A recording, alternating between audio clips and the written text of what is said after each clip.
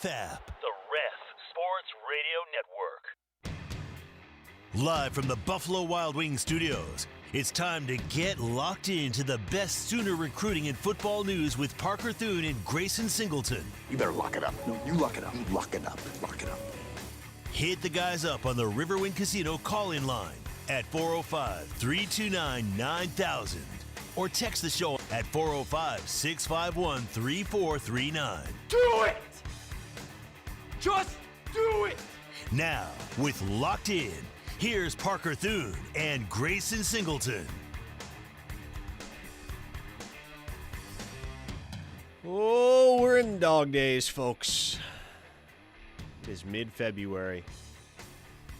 Demarco Murray gave us something to talk about, gave us something to pay attention to last week when he departed Oklahoma for the Kansas City Chiefs to become their next running backs coach. But spring football cannot get here fast enough, Grayson Singleton, because this is about the time of year where I sit down in the mornings, try to figure out what we're going to talk about on Locked In come 2 p.m., and I'm just like, man, there's this, and that's about it, and hopefully this lasts us an entire hour. Who's the next running backs coach at the University of Oklahoma going to be? You know we never struggle for content. No, we never do. And you know what? I always know that regardless of how much I have planned and bankrolled, like, we're going to be able to get through the hour. Parker is being facetious here. We never struggle for content on this show. No, we never do. There's always something. But that thing right now is the search for Oklahoma's next running backs coach, as they have to hire for that vacancy for the first time in 6 years. Man, we've had a weekend to kind of digest the whole situation. It wasn't until Wednesday night of last week that we found out Demarco Murray was leaving. So as you've had the chance to kind of dwell on it for a period of several days now, where have you landed in terms of which direction you think Oklahoma ought to go here? Well, it's interesting because we keep hearing a lot of names out of the NFL being thrown out. Tashard Choice yesterday. Yep. McCullough was one that surfaced over the weekend that you reported. Here's my thing. Sure, you give the NFL guys a call and you make them say no, but the overwhelming likelihood is that they're going to say no. Because yes, because coaching in the NFL is just a hell of a lot more desirable than coaching in college right now, especially, with the way that you have to keep re-recruiting and then the constant 365 of recruiting high schoolers as well. Like, it's just more appealing to coach in the NFL. But, a name that you brought up on OU Insider, Jaden Everett, I think is an intriguing piece. Now, a lot of people, I don't know if you've read your message board ever since you put that note up, a lot of people not too thrilled if that were to be the hire. But here's the thing, the way I look at it. Do you need to hit a home run at running backs, coach? Like, I don't think you need to. And what even is a home run? Exactly my point. Exactly my point. Can you get somebody in there who can galvanize a room, can break down the minutia of playing the position, and then get out on the field and work in concert with the offensive coordinator? I think that's what ended up doing Demarco is that Demarco didn't really work great with the subsequent offensive coordinators past the days of Lincoln Riley. So if you can get a running back room in there, a running back coach in there who can coach up his dudes that better suits the style of the offensive coordinator, I think that's him doing his job. And I think Jaden Everett, based on his background and his resume, could do just that. Happy for Demarco. Happy he gets this opportunity. Thankful, as everyone should be, for the 6 years that he gave to his alma mater as running backs coach. But he is really leaving at a terribly inopportune time for his own legacy at Oklahoma. Because here's what is likely going to happen. Okay. Oklahoma is going to have the best offensive line that they've had in 5+ years this fall. They're going to have a running back room that is devoid of drama and nonsense, which is going to be a refreshing change of pace after everything that unfolded between Demarco and Tawi Walker in 2023 and everything that 2024 was across the board, and then, of course, the Jaden Ott debacle in 2025. So what you're going to have, in all likelihood, is a really strong offensive line, a really deep and talented running back room, And whoever the next running backs coach is probably going to look really good in 2026 because their room is going to look really good Gonna reap in the 2026. benefits of that. And he will reap the benefits of that. Yep. And DeMarco, I think, at least in many folks' minds, regardless of how much credit is actually due to him, many will see him as the guy whose departure catalyzed that running back room. When in actuality, he did a lot of the legwork to set it up the way it is set up right now. Yeah, it's almost like who was it that won with it was almost like Steve Kerr winning with the Mark Jackson. with Mark Jackson's there Warriors. you go. Yeah. So I mean it's along those lines. But the thing is who is his reputation going to be tarnished to, and his legacy going to be tarnished to? Because it's not going to be you and I. No, certainly not. So it's we- almost like if you're DeMarco, it's like, okay, who actually is going to think my legacy at OU is tarnished? And at that point, you have to ask the question, do I really care? And DeMarco, I assure you, does not. DeMarco has so much money in the bank because not only did he play in the NFL for, 8 seasons, but he invested his money very well, by all accounts, over the course of his career. DeMarco's going to be okay. DeMarco never needed the Oklahoma job. No. DeMarco doesn't need the Kansas City Chiefs job. DeMarco could live a very comfortable life the rest of the way without ever having to work another day. So I don't think he cares. And ultimately, DeMarco Murray's legacy at Oklahoma is always going to be secure as a player. And decades down the road, that will supersede his legacy as a position coach, no matter how good or bad it is. Yeah, no doubt. Sooner Soldier on the text line, which, by the way, if you haven't chimed in yet on the text line, you haven't tapped in with us, please do so, 405-651-3439. Sooner Soldier says, not sure who will be our next running backs coach, but you can bet I'm still celebrating DeMarco Murray's departure. That's fine. Can I throw a cynical question into this? Go right ahead. Are we still going to – what if the new running backs coach is worse? Like, are we sure this is going to get immensely better? Like, what if DeMarco was just fine? If the next hire is worse, no one's going to be having a good time.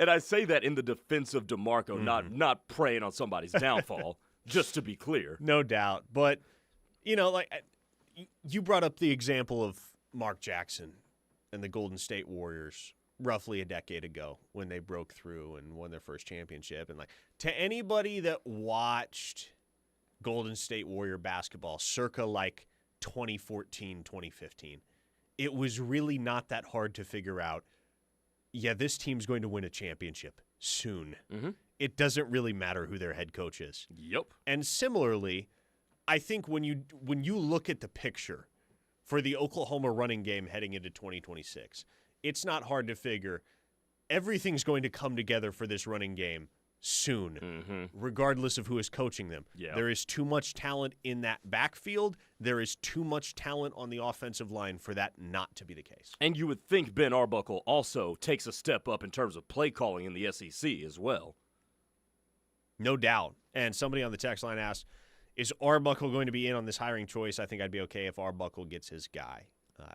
And yeah, as I understand it, obviously Arbuckle is going to have some input. Brent Venables will have some input. Roger Denny, Oklahoma's new athletic director, as of yesterday, will have input, naturally, and he will weigh in with his expertise. But Recruiting Boomer on the text line asked, why not go after Stan Drayton? Because he's going to be really expensive. And frankly, I don't know that he's vastly superior to many of the other options you could get for a similar price or even a lower price. So, which direction Oklahoma goes? Not entirely sure as of right now today on this Monday afternoon, but I do think we'll know by the end of the week who the next running backs coach is. This is an interesting question, too. JD from Norman says, I'm curious, what if he falls out with an NFL running back? What's going to happen there? Can he bench them? It's known that he's tough on the running backs. I'm just curious if it'll work out. No doubt he's a great recruiter. Good luck to DeMarco. And to that I would say, remember that he, too, was an NFL running back. And we all know that you have to coach NFL players and college players a lot different.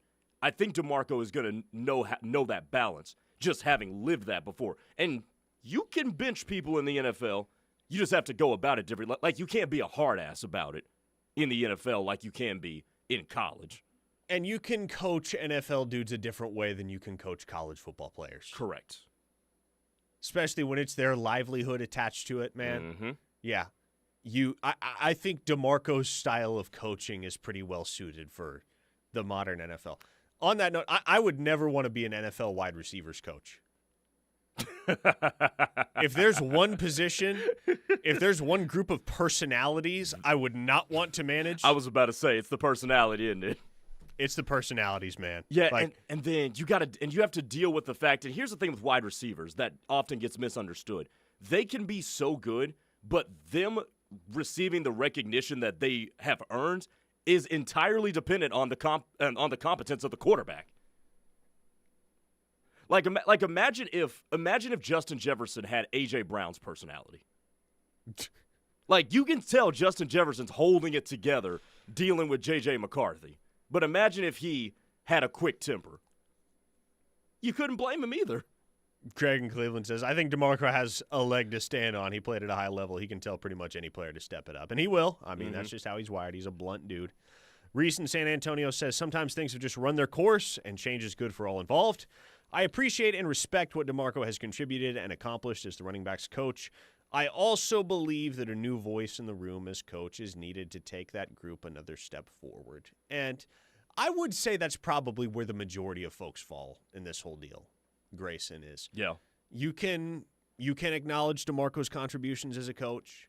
You can be grateful for them. You can also say his departure in the grand scheme isn't going to be too terribly consequential for this program's bottom line, especially because, as we discussed, things are set up very nicely for whoever the next guy is. So it's not as if they have a mountain to climb the second they set foot in these offices. Two-Wheel Sooner says, I thought they were going to hire Grayson. You gotten a call yet? Nah, I still need to send in my resume. Does a sports media degree count as me being able to coach running backs? Or should I just put demographic and hope that suffices? As the texter last week said. Oh, my goodness. Jim from Tuttle says, what does that mean, coach, in the style of the offensive coordinator? The offensive line opens a hole and the back runs through it. Pretty simple. Well, you know there's different styles of running back, right? You know, like different styles of running back. I mean, playing running back is a lot more intricate than people actually realize. And you got to have a dude that fits. You know, some coaches like an RPO-based style. Some like a split zone style. Some like just pounded downhill. Like, different running backs fit in different styles. Different running back coaches can coach to that or can't coach to that. Like, I mean, I've been on this for a few months now.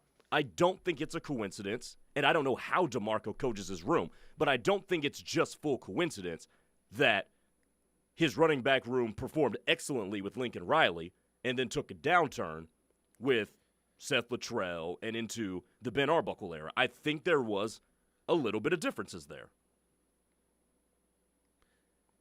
And DeMarco is, how can I put this? He's a very resolute guy. I would imagine. He's pretty set in his ways and his style. And so I would think that to whoever the next running backs coach is at Oklahoma, you know, as they're navigating this process, as they're going through interviews, as they're trying to land on who the best hire may be, how flexible can you be in terms of the way you coach your backs to suit the offensive scheme? That's going to be a key factor. The Waffler says, Teddy played running back in high school. Maybe they'll hire him, LOL. Sorry, he's only available on Wednesdays, Waffler. Part-time running backs coach, Teddy Lehman. Could be a thing. A texter in the 214 says, Parker, how are you wearing a thick puffer jacket? It's 75 degrees in Norman today. Yeah, that's a good question. Why are you wearing a coat today? I didn't realize it was going to be 75 degrees. I wake up in the morning. I look out the window. I dress based on how warm it looks. not how warm it actually is. Do you put your hand on the glass to determine how cold it is outside? I do not put my hand on the glass. Okay. No, I don't want to have to Windex that sucker any more often than I have to. Okay, that's a fair point. But yes, I dress based on how warm it looks, not how warm it actually is. Would it take all that much effort to just open my weather app and determine what the weather for the rest of the day is going to look like? No, it wouldn't, but I've never done it. Couldn't tell you why. This is just how I live my life. I was about to say, like the first thing I do in the morning is I when I put my Apple Watch on, I tap that weather thing in the top left corner. All right, cool. That'll determine what the fit is. I will say, how do you not feel like you're in a sauna right now? See, that I don't actually know. Yeah, because just to pull back the fourth wall a little bit, it is hot as hell in these studios. I am looking right now at the internal thermometer in here, and it says that in the room I am sitting, it is 77 degrees. So I can't really explain to you why I don't feel like I'm in a sauna right now. I happen to be very comfortable. You're just vibing in that puffer jacket. Just vibing in my puffer jacket, which is Okay. incredibly comfortable. All It's right. not really all that thick either. I know it looks like it. It's really not all that thick. Okay. It's just kind of a standard jacket with a puffer type style. But yeah, I'm good. Okay. I'm chilling, despite the fact that it's 77 degrees in this room. I was about to say, I'm wearing shorts, and I feel like I'm about to start sweating. The show today is brought to you by Dorsey Jones GMC in El Reno. Folks, Dorsey Jones is a family-owned and operated establishment. Many of their employees have been with the company for 20-plus years, and they have an outstanding staff that's perfectly willing and eager to assist you before, during, and after the buying process. They also offer half-price oil changes on Saturdays. Check out Dorsey Jones out in El Reno if you're in the market for a new vehicle. And stay with us here on Locked In. Much more ahead here on The Ref, the home of Sooner fans. Locked In is brought to you every day by Dorsey Jones GMC in El Reno. Dorsey Jones GMC is family-owned and operated with a knowledgeable, low-pressure sales staff here to help you through the buying process and half-price oil changes on Saturdays. Visit dorsey-jonesgmc.com for more information. Have you or someone you know suffered a loss to your home or business from the recent storms? Before you accept a settlement, call Brown O'Haver at 405-735-5510. Brown O'Haver is a local-based company helping Oklahomans with claims since 1988 with preparation and expert analysis detailing your loss and insurance settlement. As your trusted consultant, Brown O'Haver can give you peace of mind and make sure you're getting what's yours. Call Brown O'Haver today, 405-735-5510, and make sure they're working for you. Right here in our backyard, sellers trust Purple Wave Auction to move their equipment, from excavators and ag equipment to trucks and specialty trailers. Our no-reserve online auctions help local sellers turn iron into opportunity. You get a dedicated territory manager who knows your operation, your market, and your timeline, backed by nationwide buyer demand, local service, national reach, real results. See why more sellers choose Purple Wave. Visit purplewave.com to get started today. From the bench to your defense. Tracy Schumacher, a former district judge, former Cleveland County prosecutor, and now your voice in a DUI fight. Your driver's license could be at risk. Time is critical. If you've been charged with DUI in Cleveland, McLean, Grady, or Garvin County, you need someone who knows how the system works. Schumacher Law Group at 405-701-1882 or visit lawgroupok.com. From the bench to your defense when experience matters. Good times are calling your name at Riverwind. So fill your heart with jackpots at OKC's favorite casino. Catch the hottest entertainment at the Showplace Theater. Or take it all home on a classic table game. Play with your wild card, and every Friday in February, You could win stacks of cash. with our $250,000 Love Struck Luck giveaway. So make it a date, and we'll see you at Riverwind. Fowler Automotive is proud to be a part of your community, where our passion and values lie far beyond the showroom. We believe that families, sports, art, and culture are at the heart of every thriving community, and it's important to us that we help build the communities that our dealerships call home. Stop by any of our 6 Oklahoma dealerships to see the Fowler standard hard at work. We pride ourselves on being friendly, helpful, honest, and fair. This is what drives us every day. Fowler Automotive, a proud partner of OU Athletics. Hey, it's Chris Plank here from my friend Mandy and everyone at Sooner Bowling Center in Norman. Are you looking for the perfect place to plan your group event? Sooner Bowling Center in Norman has you covered. Whether it's a school outing, fundraiser, or sports banquet, Sooner Bowl is the place. With fantastic catering options from Social Butterfly to private meeting rooms, you could bowl, meet, and eat. Spots are filling up fast. Make your next event a striking success. Visit SoonerBowl.com. I really think we need to call a plumber. No, we're close. I can feel it. Come on. Come on. Uh-oh. Well, you did it this time. I'm calling Norman Air. The AC guys? Yeah, they do plumbing too. Visit normanair.com for all your heating, air, plumbing, and electrical needs. Norman Air, service to the max. Hey, I think I fixed it. No, false alarm, didn't fix it. Hey guys, it's Dory Noka. Have you been involved in an auto accident? If so, it's time to contact the OKC Car Crash Clinic of Dr. Martin Lopez. He's a board-certified and fellowship MD with unparalleled training and experience. Dr. Lopez works with a great team of healthcare professionals and attorneys to help you achieve the best physical and financial recovery. Contact Dr. Lopez at 405-86-CRASH or at okccrash.com. Don't forget to listen every week to the Dory Noka Show for the Impact Player of the Game, brought to you by Dr. Martin Lopez.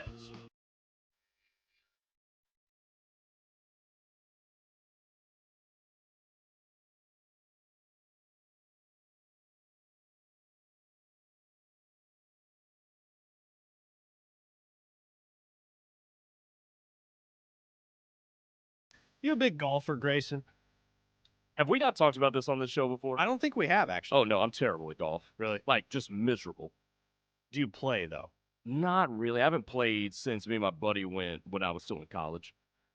Oh, okay. So it's been a minute since you were out there. It's been about 3 years. This is a skill that you're going to have to cultivate probably later in life. This is a skill that everybody has to start cultivating it once you get to like your late 30s. Yeah, especially. I mean, if I'm going to be hanging out with all these people in corporate-ish America, probably should learn how to golf a little bit. I got a little bit ahead of the curve. I started golfing when I was 9. Did you really? But I tell you, my current fascination over the last couple of days is this Japanese guy on Instagram, and he's a swing coach. Okay. He's probably, he just kind of looks like a regular guy, dressed in regular attire, wearing these shoes that look like they cost $25 at Sports Authority back in the day.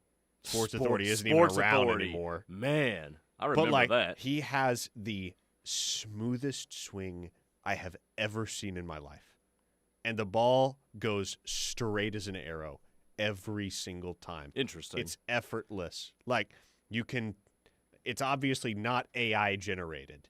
There's enough of his videos over the years that any question as to whether it's AI generated is immediately settled. But, like, it's so seamless, so flawless that it looks AI. If you didn't know any better, you'd think there's no way that's a real human being swinging that golf club. Hey, look, man, if you want to teach me, I'm open for golf lessons. Really? Yes, I am open. Do you own a set of clubs? I do not own a set of clubs. Okay, we're going to have to fix that. Okay. Going to have to fix that. You know, yeah, you're an inch or two taller than I am. So I have a set of clubs. But you're lefty, though. Remember that. I don't swing lefty, though. Oh, you don't? I swing right-handed. Okay, that'll work then. I am left-handed, but I have always swung everything right-handed.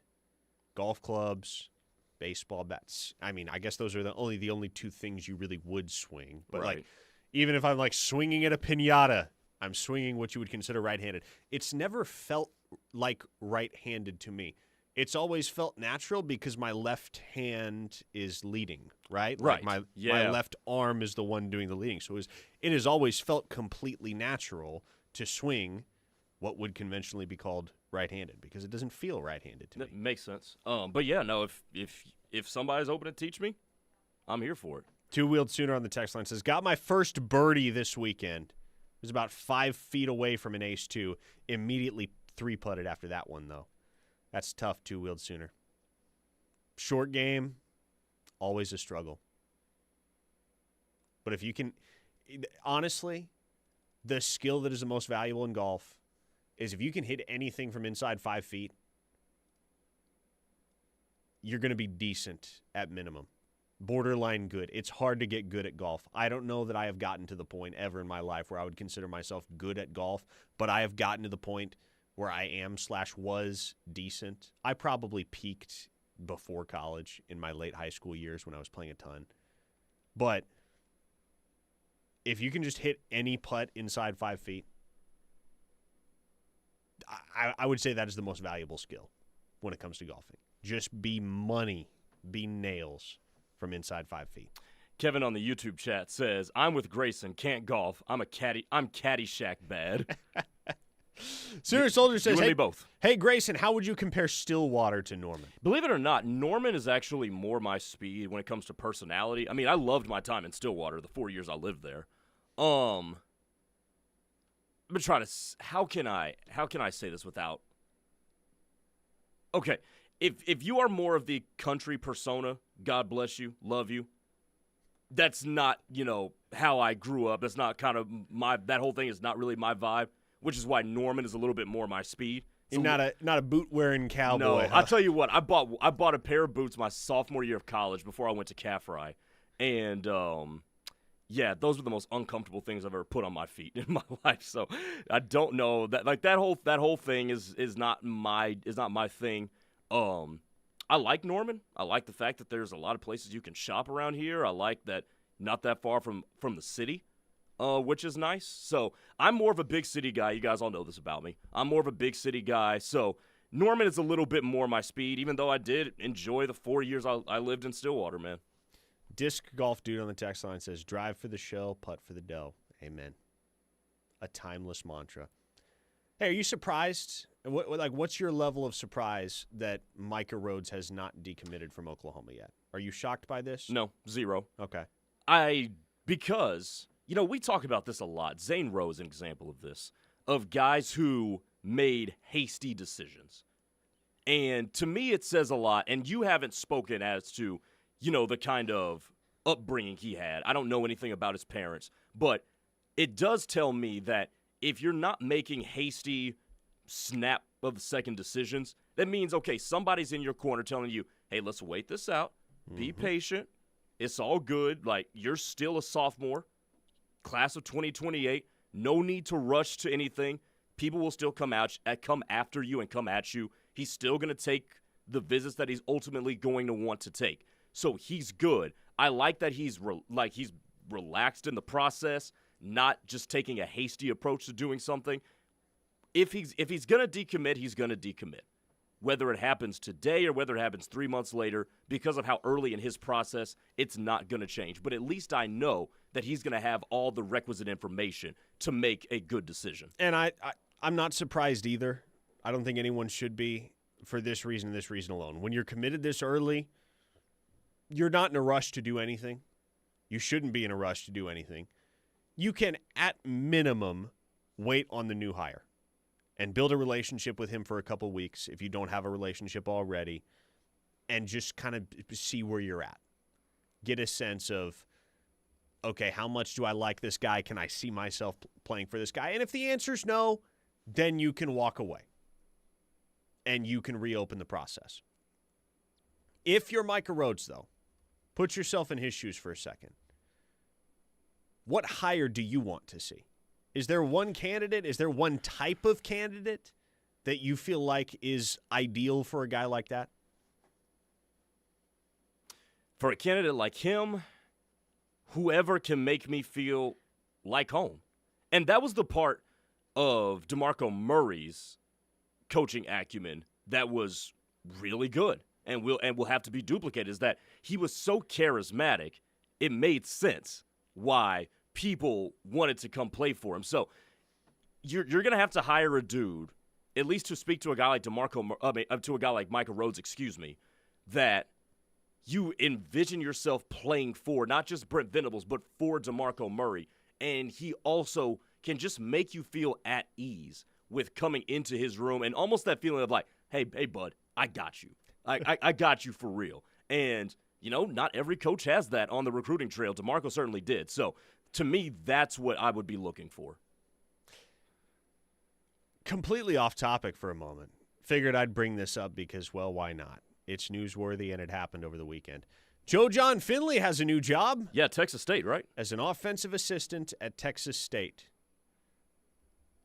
The report from Matt Zenitz was that he's going to work with Texas State's quarterbacks. I don't know if that means he's being hired as quarterbacks coach or whether he's just in an analyst role and will be working with the quarterbacks. Either way, Joe John Finley going the way of his former protege Blake Smith at Oklahoma.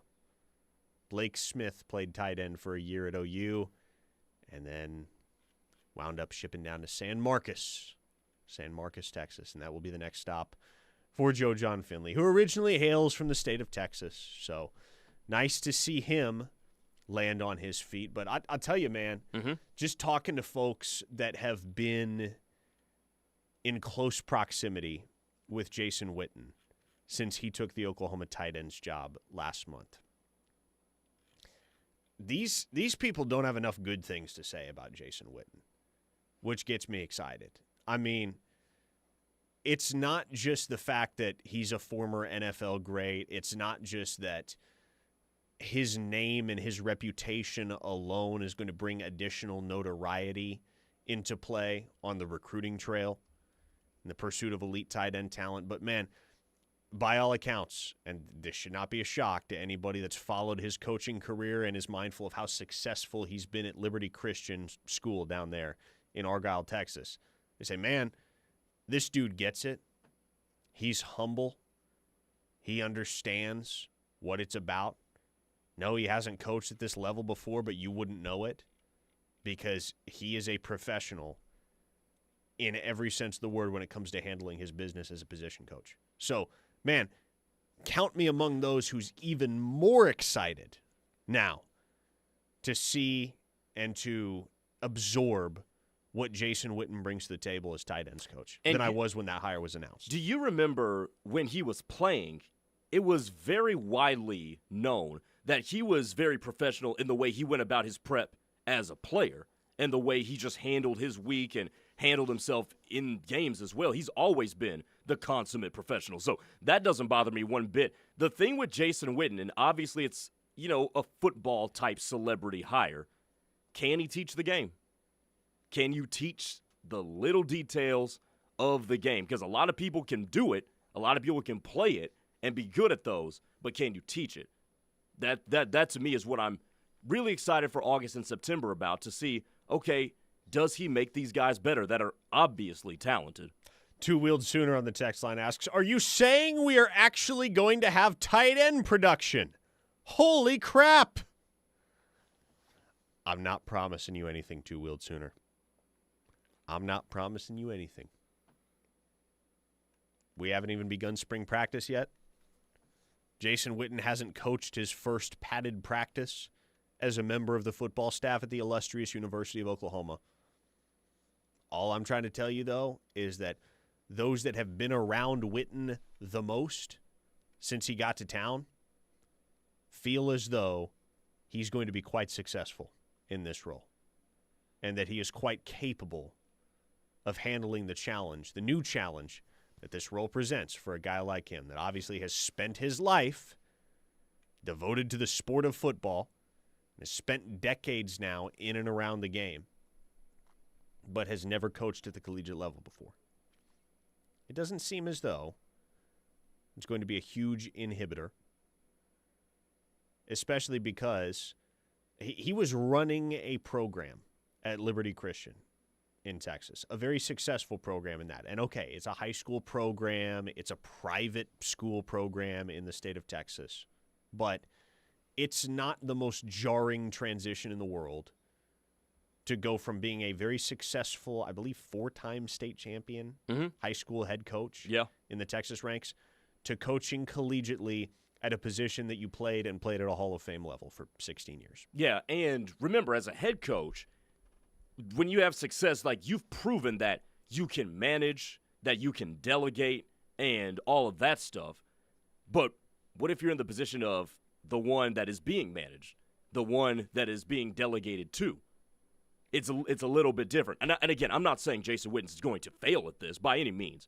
Those are the reactions and the questions I have that I'm excited to see when they get answered, because he's answered all the questions so far. Southside Sooner on the text line says, can we all take a minute to ponder and laugh at the simple fact that there is now potential for Demarco Murray to get the opportunity to coach his favorite running back again if by chance KC just so happened to draft him a few days into it? LOL.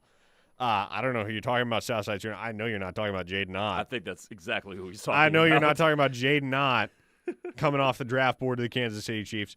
You don't think DeMarco Murray is going to be sitting in that war room going absolutely the hell not? If there is even a conversation to be had about selecting Jaden Ott. Hey, man, I will say Andy Reid and Brett Veach have the chance to do the funniest thing ever, though.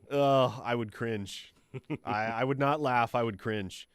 KC needs running back help, though. They do. And so that'll be interesting, man, is to not only see what type of sway DeMarco has in his first draft class as a member of an NFL staff, but also just to see who he gets to coach first. Like, whoever that winds up being, how much does he get the opportunity to really cement himself as a legit NFL position coach right off the bat with whoever his first protege may be in that backfield? I mean, I've seen mock drafts that have Kansas City taking Jeremiah Love in the first round out of Notre Dame, so they're going to get a running back. Here's something interesting.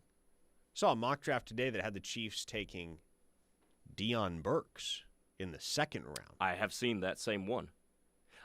Teddy and I have this written down for Teddy and I to talk about on the Rush, but there were two OU players, you can probably guess who they are, that are mocked in the first 3 rounds. And I haven't told Teddy where they are, but it's interesting. Interesting landing spots for both as well. Wayne in the 918 said the Chiefs are going to get Jeremiah Love with the 9th pick. That's what I've seen mocked a lot. Jeremiah Love in the hands of DeMarco Murray? I am intrigued. That would be intriguing, wouldn't it be? I am intrigued. 405-651-3439 is the text line if you want to make your voice heard throughout the show. You have one final segment with which to weigh in on the text line.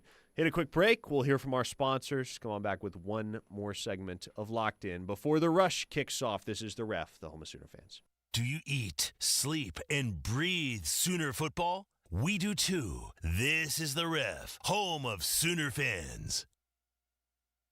The big dance and big-time prizes are almost here from the home of Sooner fans. Mark your calendars on Monday, March 16th for the Ref's 25th annual 68-team giveaway at the newly renovated Buffalo Wild Wings in Moore off 19th Street from noon to 7 for your chance to win with the big dance or one of our many instant prizes. That's the Ref's 25th annual 68-team giveaway presented by Riverwind Casino, the Central Oklahoma GMC dealers, and Buffalo Wild Wings on Monday, March 16th. It's Ram Truck Month here at Lander CDJR of Norman with America's best 10-year, 100,000-mile truck warranty. Take up to $17,000 off of MSRP on select new 2026 Ram 1500 Laramies in stock, or get $12,000 off of MSRP on new 2026 Ram 2500 Crew Cab Tradesman. And always get straightforward internet pricing with no special add-ons when you get here. Ram 1500 stock number TN179216, Ram 2500 stock number TG168925. A happy place comes in many colors. One that leaves you feeling refreshed. Something that gets you all fired up. Or gives you the space to chill. Whatever your color, bring happiness home with CertaPro Painters and make your happy place your home. CertaPro Painters. That's painting happy. Get started today at CertaPro.com. Each CertaPro Painters business is independently owned and operated. Contractor license and registration information is available at CertaPro.com.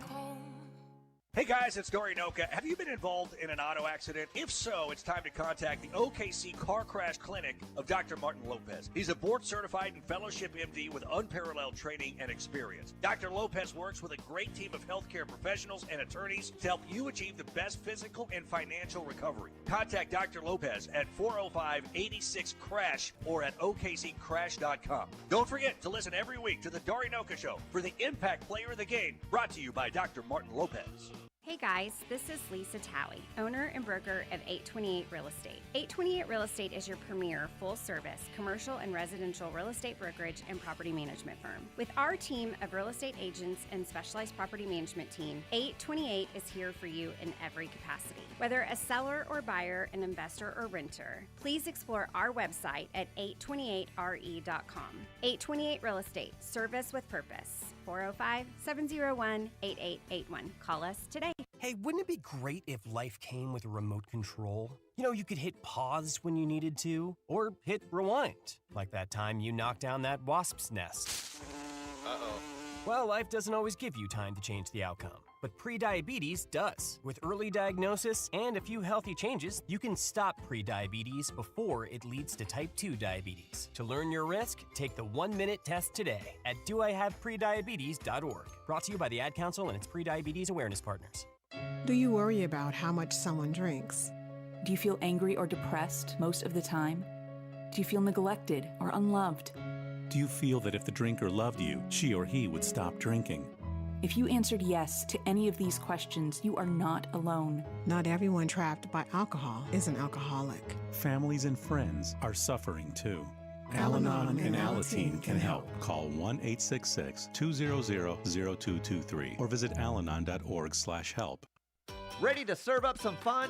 Westwood Tennis Center has you covered. Play year-round on indoor and outdoor courts. Grab an annual membership or reserve your court today. We've got lessons and clinics for kids, plus $5 pickleball every Saturday and Sunday from 6 to 9 p.m. Visit westwoodtennis.com or call 405-366-8859 for daily hours. That's Westwood Tennis Center, 405-366-8859.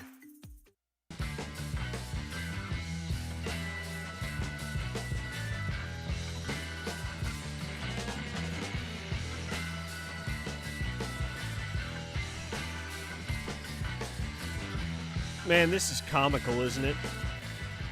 As Chris from Knoxville brought up in the text line, and I was going to get around to it anyway, but Sacramento State versus Ball State is going to be a conference game in the year of our Lord 2026. Sacramento State is joining the Mid-American Conference, the conference we know colloquially as the MAC, in which half of the entire league is in the state of Ohio. Mm-hmm.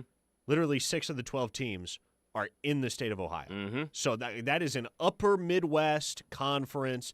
You have all those Ohio schools. You have several Michigan schools. You got Buffalo, the University at Buffalo, formerly, in Western New York. And I think that has kind of been the geographical outlier in that conference for the longest time. And now it's Sacramento State. And my first thought, Grayson, upon hearing the news that Sacramento State was going to the MAC, was, man, we really did this so wrong. Because consider why there is a vacancy in the MAC for Sacramento State to fill it in.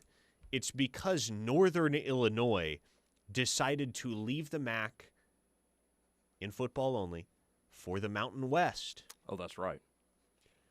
Doesn't it make a lot more sense, logistically and otherwise, for Northern Illinois just to stay in the MAC and for Sacramento State to play in the Mountain West? Especially because with all of this travel, with schools like this, where are they getting this money from? You know what I'm saying? Like these schools don't have all the money in the world. Sac State's got a lot of money. Now, Sac State does as of recent, yes. But like in the case of Northern Iowa, let's say.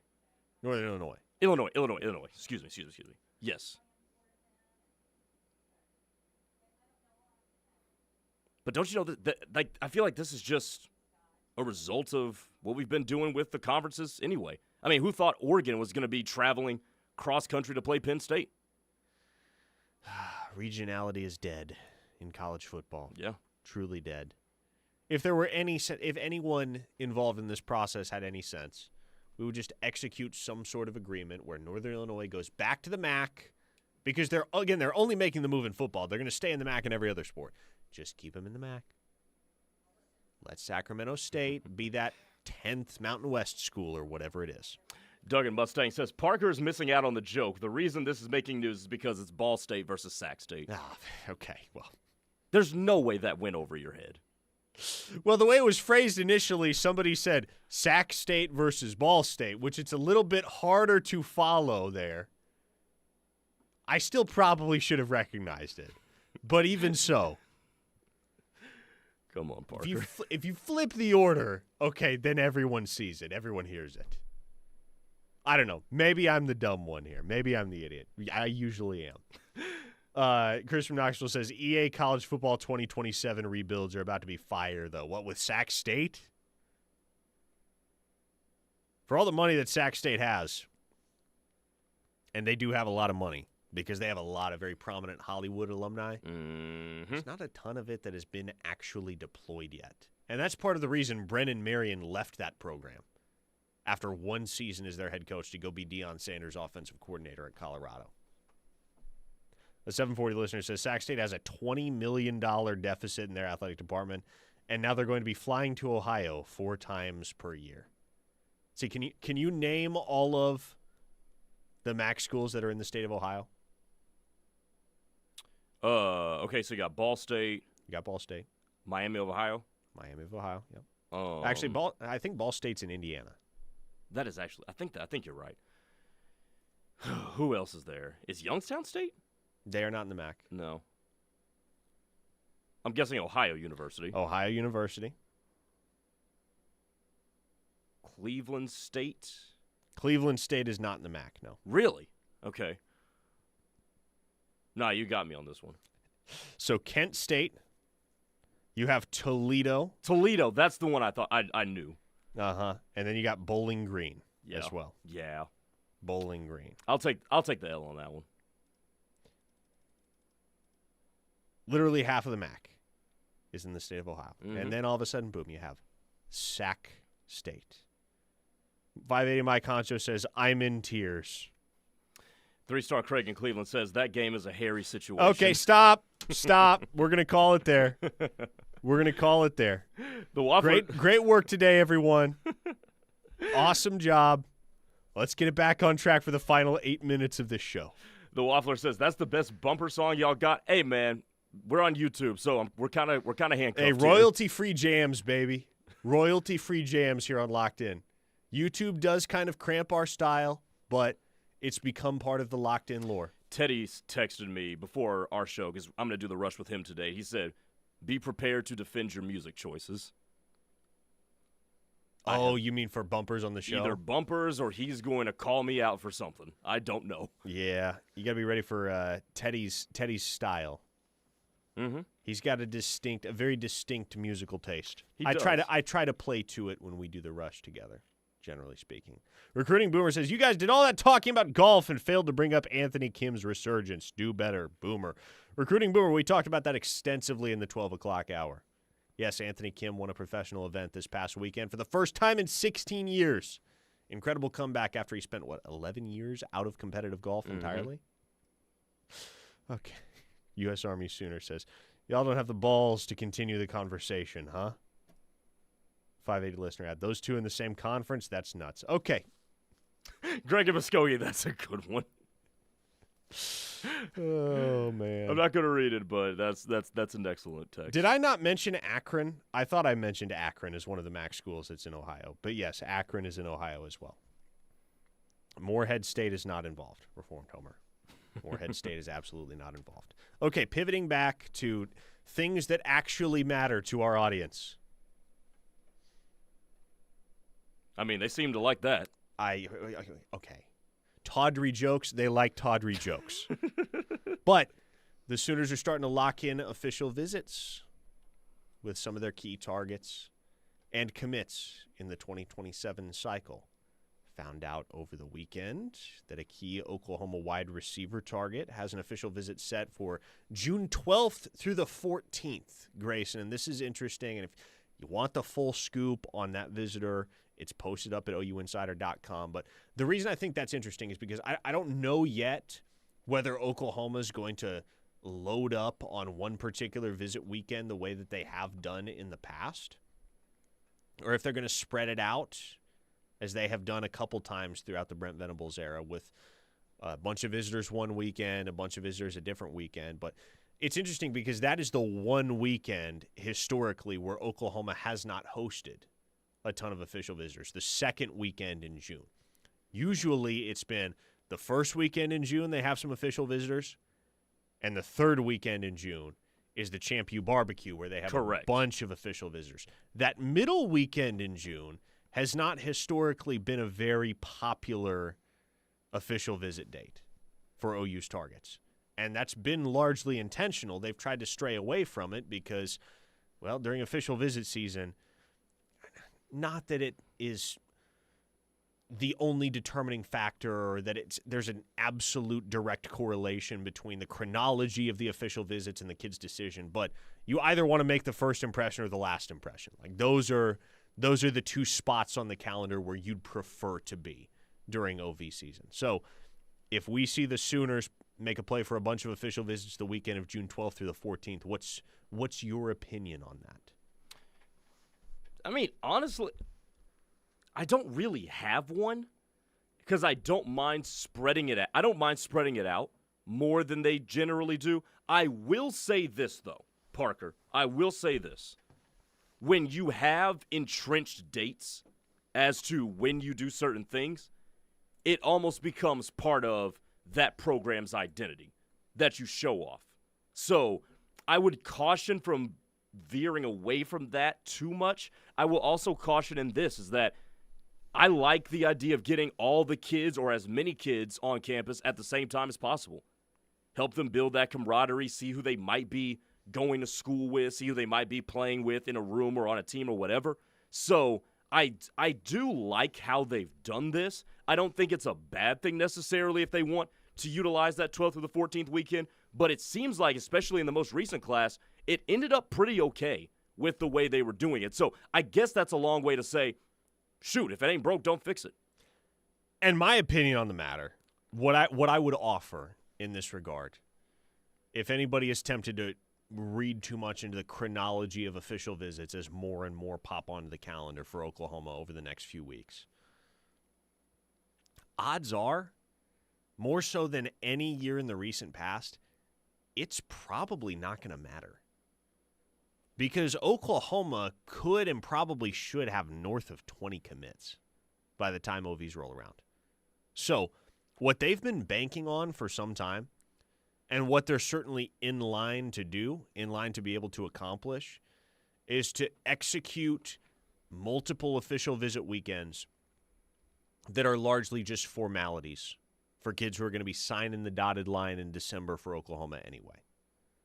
So in years past where, let's take the 2023 cycle, for instance. I want to say Oklahoma went into official visit season that year with 5 commits. And in the 2024 cycle, it was maybe 7 or 8. Whereas in years past, you haven't had a ton of commits going into OV season, and you've had to do a lot of work in the month of June to be able to build out the remainder of your class. What's probably going to happen this year is that Oklahoma will have the overwhelming majority of their 2027 recruiting class already in place by the time June rolls around. And really, you're just trying to make sure that the few uncommitted targets you're welcoming to campus, that those guys are surrounded by dudes who are going to be able to help peer recruit on your behalf. Yeah. You know, you get an in-state kid like a Gabe Osborne or a Graydon Howell or Case Alexander, maybe whoever. Get him on an official visit. You want to make sure Cooper Hackett and Caden Penny probably are coming that same weekend. Right? Surround them with guys that they can bond with, that they can find common ground with. And, you know, from there, it's pretty standard procedure when it comes to the overall experience of the official visit. But there's probably not going to be a ton at stake as far as chronology is concerned this year. War Sooner asked, what recruit is going to silent commit during OVs only to publicly commit elsewhere? Great question. We get one of them every single year. Happens every single year. Last year was Danny Odom, the cornerback who wound up signing with Nebraska. And I think he might have wound up being a 5-star recruit. So, was that the only one? I think that was the only one. Was the only one? Okay. Is anybody else that comes to mind that you... Okay, he may not have silented, but Jacob Eberhardt? Does that qualify? Yes and no. He never told Oklahoma, I'm coming. Mm-hmm. He never said those words flat out, but he did give them every indication that he was Right. coming, only to wind up committing to Illinois when decision day rolled around. So, yeah, I think it was just Danny Odom that actually, on his official visit, told the staff, I'm in, I'm a Sooner, only to not only continue taking official visits, but then publicly commit to Nebraska 2 or 3 weeks later. So, silented to the Sooners first weekend of June. Then by the end of the month, he was a Husker. A few things you can count on every single year in the recruiting realm. One of them is that kid who's silenced during the OV and then never follows through. Get one every single year. 405-651-3439 is the text line, and all of you should continue chipping in with feedback, questions, comments, opinions, because we got 3 hours of the rush coming up with Teddy and Grayson Singleton. I'll be back tomorrow, same time, same place, right back here with Grayson on Locked In. This is The Ref, the home of Sooner fans.